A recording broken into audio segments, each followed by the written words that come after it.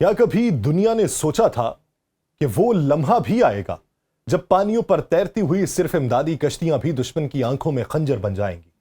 کیا کبھی کسی نے یہ تصور کیا تھا کہ لائف جیکٹس پہنے عام کارکن، انسانی حقوق کے نمائندے اور امن کے سفراء بھی جنگی قیدیوں کی طرح گھسیٹ لیے جائیں گے؟ کیا یہ سوال نہیں کہ اگر یہ فلاٹیلا دہشت گرد نہیں، ہتھیاروں سے خالی ہے، تو پھر اسرائیل کو ان سے خوف کس بات کا ہے؟ کیا صرف اس لیے کہ ان کشتیوں کی کامیابی اس ناکہ بندی کے زخموں پر مرہم رکھتی ہے جو اسرائیل نے برسوں سے غزہ پر مسلط کر رکھی ہے؟ اور کیا آج عالمی ضمیر کو یہ نہیں پوچھنا چاہیے کہ آخر امدادی قافلے کو روکنا انسانیت کے کس قانون کے تحت جائز ہے؟ آپ سب پر سلامتی ہو، میں یاسر رشید ہوں اور آپ دیکھ رہے ہیں سنو نیوز۔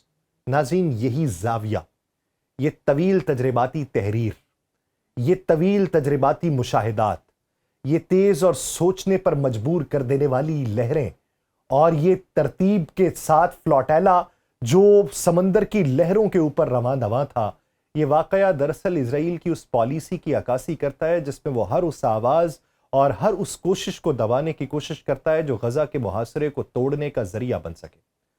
گلوبل سمد فلاٹیلا محض کشتیوں کا ایک قافلہ نہیں ہے، یہ انسانی ہمدردی کی ایک علامت ہے جس نے دنیا کو یہ دکھایا ہے کہ کس طریقے سے مختلف ممالک کے لوگ اپنے اپنے مفادات سے ہٹ کے صرف انسانیت کے لیے اکٹھے ہوئے ہیں۔ اس قافلے میں گریٹا تھنبرگ جیسی عالمی شہرت یافتہ ماحولیاتی کارکن، اطالوی سیاستدان اور پاکستان سے سینیٹر مشتاق احمد اور سید عزیر نامی جیسے افراد شامل ہیں۔ لیکن اسرائیلی بحریہ نے سب کو زبردستی روک کر یہ پیغام دیا ہے کہ غزہ تک امداد پہنچنے کا مطلب اس کے محاصرے کی ناکامی ہے، اور یہ وہ حقیقت ہے جس سے اسرائیل سب سے زیادہ خوفزدہ ہے۔ فلاٹیلا کے منتظمین نے بالکل درست کہا ہے کہ یہ کوئی دفاعی عمل نہیں بلکہ اسرائیل کی مایوسی کی علامت ہے۔ اس مایوسی کا اظہار اس وقت اور بھی نمایاں ہوا جب کشتیوں کے اوپر واٹر کینن سے حملہ کیا گیا، ایک کشتی کو جان بوجھ کے ٹکر ماری گئی اور امدادی کارکنان کو اس طرح گرفتار کیا گیا کہ جیسے وہ مجرم ہو۔ حقیقت یہ ہے کہ اسرائیل کو غزہ کی بھوک اور تنہائی کو قائم رکھنا ہے، اور یہی اس کی سب سے بڑی اخلاقی شکست ہے۔ پاکستانی حکومت نے اس اقدام کی مذمت کی ہے، شہباز شریف نے فوری اور غیر مشروط رہائی کا مطالبہ کیا ہے، لیکن یہ معاملہ صرف دو پاکستانیوں یا چند غیر ملکی کارکنان کا نہیں ہے۔ یہ معاملہ اس بات کا ہے کہ کیا دنیا کی طاقتور قوتیں اسرائیل کے اس غیر قانونی محاصرے کو ہمیشہ کے لیے جائز تسلیم کریں گی یا پھر انسانی ہمدردی کی بنیاد پر اس کے خلاف کھڑی ہوں گی؟ مشتاق احمد خان جو اس قافلے کے شریک ہیں اور پاکستان کے سیاستدان ہیں، وہ پاکستان کی سیاست میں ایسا نام ہے جنہیں ان کی اٹوٹ وابستگی اور غیر متزلزل موقف کی وجہ سے جانا جاتا ہے۔ صوابی کی سرزمین سے اٹھنے والا یہ شخص تعلیمی لحاظ سے سائنس کا طالب علم، پشاور یونیورسٹی سے فزکس میں ماسٹرز کیا، عملی زندگی میں خود کو ایک ایسی تحریک کے ساتھ جوڑا جو عوامی اور نظریاتی جدوجہد کی نمائندہ ہے۔ جماعت اسلامی سے وابستگی ہے ان کی، اور اسی وابستگی نے انہیں سیاسی سفر کی راہ دکھائی اور 2014 میں وہ سینٹ تک پہنچے۔ ان کا سیاسی اور عوامی کردار ہمیشہ ایک مخصوص پہچان لیے رہا ہے۔ فلسطین اور غزہ کے معاملے پہ پاکستان کے ان چند سیاستدانوں میں شامل رہے ہیں جو محض بیانات پہ اکتفا نہیں کرتے بلکہ عملی میدان میں بھی ڈٹ کے کھڑے ہوتے ہیں۔ اسلام آباد کی ڈی چوک میں ان کا دھرنا ہو یا مسلسل احتجاجی مارچ ہوں، ہر موقع پر انہوں نے یہ باور کروایا ہے کہ فلسطینی عوام کے ساتھ اظہار یکجہتی صرف زبانی کلمات سے نہیں بلکہ عملی مزاحمت اور دباؤ سے ہی ممکن ہے۔ یہی وجہ ہے کہ ان کے خلاف مختلف اوقات میں ایف آئی آرز کا اندراج ہوتا رہا، دہشت گردی کی دفعات لگتی رہیں، گرفتاریوں کا سامنا ہوا، امریکی سفارت خانے کی طرف مارچ کرنے پر بھی انہیں پابندی اور مقدمات کا سامنا کرنا پڑا، لیکن یہ سب ان کے عزم کو کمزور نہیں کر سکا۔ مئی 2025 میں ان کی رہائی بھی اسی سلسلے کی ایک کڑی تھی جہاں وہ محض اپنے اصولی موقف کی وجہ سے قید کاٹ رہے تھے، اور پھر حالیہ دنوں میں جب دنیا بھر کے کارکنان کے ساتھ وہ گلوبل سمد فلاٹیلا کا حصہ بنے تو یہ ان کی اسی جدوجہد کا تسلسل ہے۔ یہ سفر آسان نہیں تھا۔ ان کی جو اہلیہ ہیں حمیرہ طیبہ، وہ یہ بتاتی ہیں کہ کچھ دن پہلے سے ان کے فون اور دیگر آلات جو تھے وہ جیم کر دیے گئے تھے۔ وہ ایک دوسرے شخص کے فون سے رابطہ کرتے رہے اور آخری کال جو تھی وہ کچھ دن پہلے رات 2:45 بجے آئی جس میں انہوں نے کہا کہ ہم محو سفر ہیں، اور پھر کل رات جو ان کی طرف سے کال آئی ہے اس میں یہ کہا گیا کہ کشتی کو اسرائیلی فوج نے روک لیا ہے لیکن ابھی گرفتاری عمل میں نہیں آئی۔ اس کال کے بعد ان کا نمبر بند ہو گیا، پھر مکمل خاموشی چھا گئی اور یہ کہا جا رہا ہے کہ وہ اس گرفتار ہونے والے کارکنان میں شامل ہیں۔ گلوبل سمود فلاٹیلا میں 32 سالہ سید عزیر بھی موجود ہیں۔ کوئی بڑے سیاسی رہنما نہیں ہے، نہ ہی کسی عالمی تنظیم کے بڑے عہدیدار ہیں، لیکن ان کے دل میں بھی فلسطین کے لیے دھڑکنے والی تڑپ انہیں اس قافلے تک لے گئی جو محصور غزہ کے لیے امید کی علامت بنا۔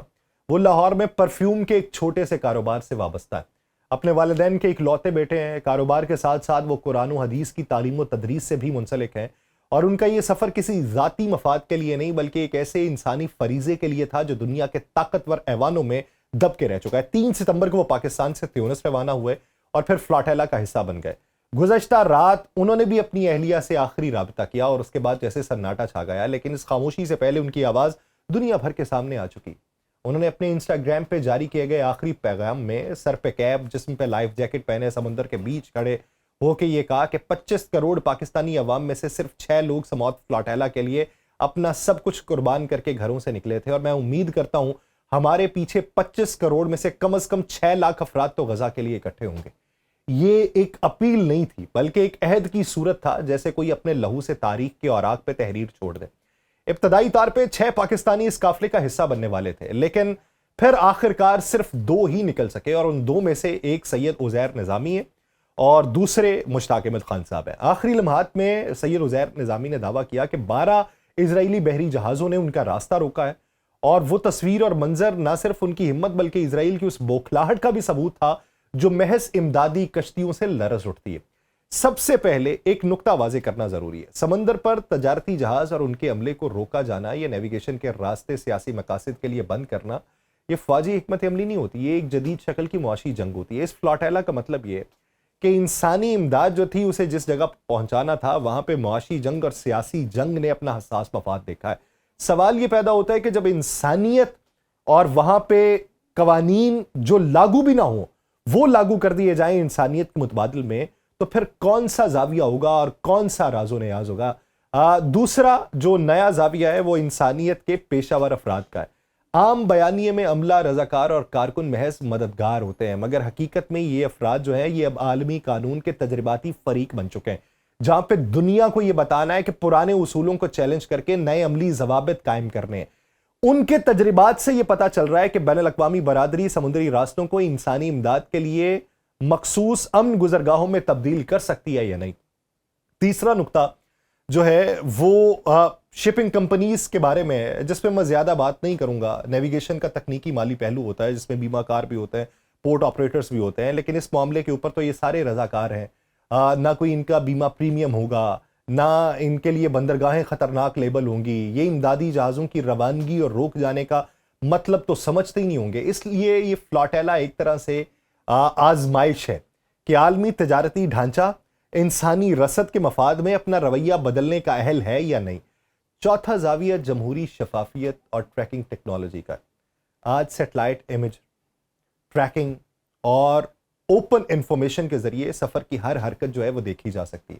یہ فلاٹیلا ایک تجربہ ہے کہ جدید ٹیکنالوجی کس طرح امدادی روٹس کو محفوظ اور شفاف بنا سکتی ہے۔ یہ ٹھیک ہے، امداد پہنچانا ایک الگ معاملہ ہے، روکے جانا بھی ایک الگ معاملہ ہے، لیکن ایک اور زاویہ یہ ہے کہ اسرائیل نے یہاں پر یہ کلیم کیا کہ انہوں نے کسی کو گزند نہیں پہنچائی۔ لائیو سٹریمنگ اس کی جاری تھی۔ لائیو سٹریمنگ کے دوران یہ معلوم پڑا ہے کہ ایک کشتی کو ہٹ کیا گیا، بندوقیں تانی گئیں، ہاتھ کھڑے کروائے گئے، اور پھر ان کی کشتیوں کے اوپر جو ہے انہوں نے اپنے فوجی اتارے ہیں۔ تو یہاں پر یہ نقطہ واضح کرتا ہے کہ وہ جو بتایا جاتا ہے کہ پانی کے اندر کوئی کشتی موجود تھی یا جہاز موجود تھا، اس کے ساتھ کیا واقعہ پیش آیا۔ تو جب یہ 44 کشتیاں ایک ساتھ تھیں تو ہر کشتی کے اوپر لائیو سٹریمنگ تھی، اور لائیو سٹریمنگ یہ بتا رہی تھی کہ ان کے ساتھ کیا ہو رہا ہے، کیا نہیں ہو رہا۔ شاید یہ قبضہ کرنے والوں کو بھی معلوم نہیں ہوگا کہ لائیو سٹریمنگ ہر کشتی کے اوپر جو ہے وہ اس وقت جاری و ساری ہے۔ پانچواں نقطہ اخلاقی سرپرستی کا ہے۔ اس پوری تحریک کے پشت پر موجود جو ممالک ہیں اور تنظیمیں جو ہیں وہ یہ دکھانا چاہتی ہیں کہ انسانی حق کا تحفظ محض نعرہ نہیں ہے، یہ عملی انتخاب ہے۔ اس زاویے سے دیکھا جائے تو فلاٹیلا بین الاقوامی اخلاقی قیادت کا امتحان ہے۔ کون سی حکومتیں اس قیادت کی تائید کریں گی اور کون سی صرف ناپسندیدگی کے بیانات تک محدود رہیں گی، کیونکہ اس میں تقریباً 50 ممالک کے لوگ موجود ہیں، جس میں سیاستدان بھی موجود ہیں، سماجی کارکن بھی موجود ہیں، جس میں نامور شخصیات بھی موجود ہیں۔ اب دیکھنا یہ ہے کہ ان کی پشت کے اوپر وہ حکومتیں کیسے موجود رہتی ہیں۔ چھٹا اہم نقطہ یہ ہے کہ یہ مہم جو ہے یہ سمندری قانون میں خلا کو بھی اجاگر کر رہی ہے۔ روایتی سمندری قوانین جنگی جہاز اور تجارتی جہازوں کے درمیان حدود طے کرتے ہیں، مگر جب ایک ریاست کسی بندرگاہ کو سیاسی طور پہ الگ تھلگ کرتی ہے تو اس سے پیدا ہونے والی انسانی فضا کا قانون سازی نہیں رکھتی۔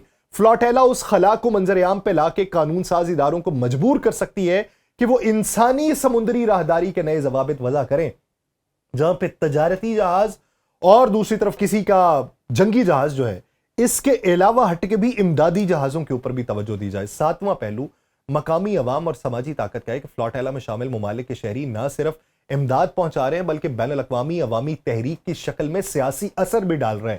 یہ اس روایت کی تجدید ہے کہ جب ریاستیں ناکام ہو جائیں تو عوام اپنا اخلاقی موقف جو ہے وہ بحری راستوں کے ذریعے الزام زدہ پالیسیز کے خلاف نمایاں کرتی ہے۔ آخر میں نتیجہ یہ نکلتا ہے کہ گلوبل سمود فلاٹیلا ایک علامتی حرکت ہے اور ایک عملی آزمائش بھی۔ بہت سارے لوگوں کو معلوم ہوگا کہ یہ کامیاب نہیں ہوں گے، لیکن انہوں نے علامتی طور پہ سمندر میں یہ احتجاج اپنا ریکارڈ کروایا۔ اگر یہ کامیاب رہی تو یہ سمندری انسانی روٹس کے لیے ایک نیا ماڈل قائم کرے گی، کیونکہ ابھی تو ان پہ حملہ آور ہو چکے اور وہ ان کو اپنی بندرگاہ پہ لے کے جا رہے یا پہنچا دیا گیا ہوگا۔ لیکن اس پورے منظرنامے میں یہ دیکھنے کی ضرورت ہے کہ نیویگیشن پریکٹسز میں کیا بہتری آئے گی، دنیا کو یہ باور ہو پائے گا کہ انسانی ہمدردی تجارت کے مفاد سے کم اہم نہیں ہے، اور اگر یہ ناکام رہتے ہیں تو ہمیں معلوم ہو جائے گا کہ عالمی نظام میں اصلاح کب تک تاخیر کا شکار رہے گی۔ یہی وہ اینگل ہے جو پہلے کم زیر بحث آیا۔ فلاٹیلا کو صرف ایک جمہوری احتجاج یا امدادی اقدام کے تناظر میں نہیں دیکھنا چاہیے۔ یہ فلاٹیلا جو ہے یہ جمہوری احتجاج کے ساتھ ساتھ امدادی اقدام کی بجائے ایک عملی لیب کے طور پہ ہے، جہاں قوانین، معیشت، ٹیکنالوجی اور عوامی اخلاقیات آپس میں ٹکرا کے نئے قواعد پیدا کر رہی ہیں۔ ان قواعد کے اوپر عمل درآمد کب ہوگا، کتنا ہوگا، کس قدر ہوگا، یہ دیکھنے کی ضرورت ہے۔ مجھے دیجیے اجازت، اللہ نگہبان۔